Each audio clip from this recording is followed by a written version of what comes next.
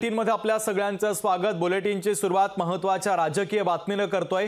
रवींद्र वायकरांच्या संभाव्य उमेदवारीला भाजपचा आता विरोध असल्याचं समोर आलंय। घोटाळ्याचे आरोप असल्याने वायकरांना उमेदवारी नको असं भाजपचं म्हणणं आहे। भाजपचे कार्यकर्ते पदाधिकाऱ्यांचा वायकरांच्या विरोधात नकाराचा सूर आता पाहायला मिळतोय। महायुतीचा प्रचार करताना अडचण निर्माण होऊ शकते।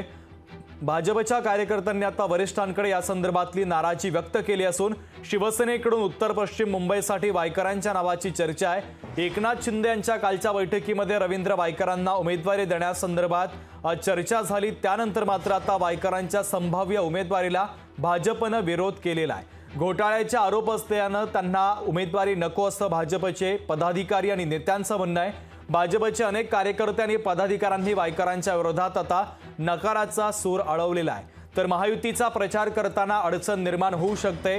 भाजपच्या कार्यकर्त्यांनी वरिष्ठांकडे या संदर्भात आपली नाराजी बोलून दाखवलेली आहे। तर महत्त्वाची आणि मोठी बातमी आपण पाहतोय। रवींद्र वायकरांच्या संभाव्य उमेदवारीला मात्र आता भाजपचा विरोध असल्याचं कळतंय। घोटाळ्याचे आरोप असल्याने वायकरांना उमेदवारी नको असं भाजपचं म्हणणं असून भाजपचे कार्यकर्ते आणि पदाधिकाऱ्यांनी वायकरांच्या विरोधात नकाराचा सूर आळवलेला आहे। तर महायुतीचा प्रचार करताना अडचण निर्माण होऊ शकते। त्यामुळे आता भाजपच्या कार्यकर्त्यांनी वरिष्ठांकडे या संदर्भात तक्रार आणि नाराजी देखील व्यक्त केलेली आहे। शिवसेनेच्या वतीने उत्तर पश्चिम मुंबईसाठी वायकरांच्या नावाची चर्चा आहे। चेतन ननावरे आपले प्रतिनिधी आपल्याला या बातमीच्या संदर्भातले अधिकचे अपडेट देतात। चेतन, जर आपण पाहिलं उत्तर पश्चिम मधून ठाकरे गटाकडून एकीकडे कीर्तिकरांचा मुलगा जो आहे अमोल कीर्तिकर यांना उमेदवारी दिली, त्याच्या विरोधात खिचडी घोटाळ्यांचे आरोप करण्यात आलेले आहे आणि ईडीकडून 2 वेळा समन्सही बजावण्यात आलेलं होतं। त्यामुळे त्या विरोधात प्रचार करताना दुसरीकडे जर रवींद्र वायकर यांना उमेदवारी दिली तर त्यांच्या विरोधातही ईडी चौकशी आता झालेली आहे याआधी।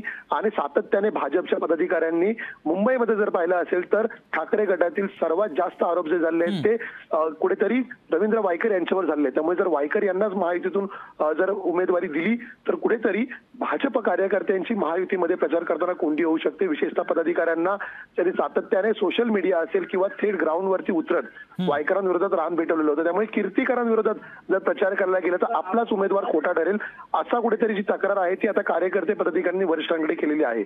त्यामुळे भाजपच्या पदाधिकाऱ्यांचा विरोध पत्करून आता शिवसेना वायकरांना उमेदवारी देणार की दुसऱ्या उमेदवाराची चाचपणी करणार हे पाहावं लागेल। याआधीच महायुतीकडून अद्यापही उत्तर पश्चिम मध्ये उमेदवारी ठरलेली नाहीये। शिवसेना या जागेवर सातत्याने क्लेम करत आहे, मात्र सक्षम असा उमेदवार आतापर्यंत सापडलेला नाही। त्यामुळे कुठेतरी आमदार असलेल्या वायकरांना थेट मैदानात उतरण्याची तयारी कालच्या बैठकीमध्ये झालेली होती। मात्र आता भाजपचा विरोध डावलून वायकरांना संधी मिळते की पुन्हा नव्या चेहऱ्याची चाचपणी शिवसेना करते हे पाहावं लागेल। चेतन, तुर्तास धन्यवाद। महत्त्वाचे अपडेट या बातमीच्या संदर्भातले पोहोचवलेले आहेत।